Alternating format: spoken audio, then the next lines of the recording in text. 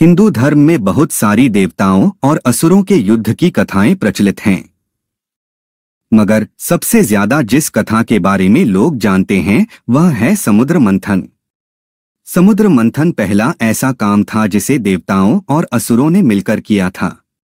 इससे पहले असुरों को देवताओं से हमेशा लड़ते हुए ही देखा गया था। अधिकांश लोगों को यही पता है कि समुद्र मंथन पृथ्वी के निर्माण के लिए हुआ था, मगर विष्णु पुराण में समुद्र मंथन की कुछ और ही कथा छुपी हुई है। समुद्र मंथन का कारण था देवी लक्ष्मी की खोज।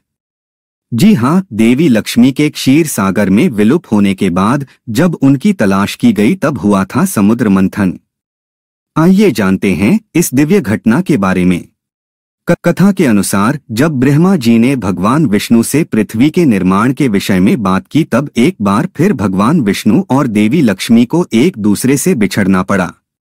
उस वक्त देवी लक्ष्मी नाराज होकर क्षीर सागर की गहराइयों में समाहित हो गई।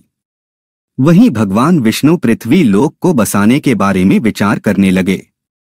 तब पृथ्वी के लगभग पूरे हिस्से में पानी ही पानी के लिए बहुत सारी वस्तुओं की जरूरत थी।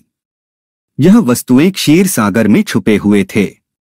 तब भगवान विष्णु ने तय किया कि वह समुद्र का मंथन कराएंगे, मगर इस मंथन के लिए न तो देवतागण तैयार थे और न ही वह इसे अकेले कर पाने में समर्थ थे।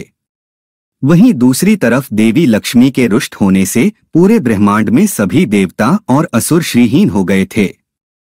सभी चाहते थे कि देवी लक्ष्मी वापस आ जाएं। भक्ति का लोभ और असुरों को अमृत का लोभ देकर समुद्र मंथन के लिए तैयार किया था। इसके बावजूद समुद्र को मथना आसान नहीं था। तब भगवान विष्णु ने अपनी माया से मंदार पर्वत को समुद्र के बीचों बीच ला खड़ा किया। इसके बाद मंदार पर्वत से समुद्र को मथने के लिए एक मजबूत रस्सी की जरूरत थी।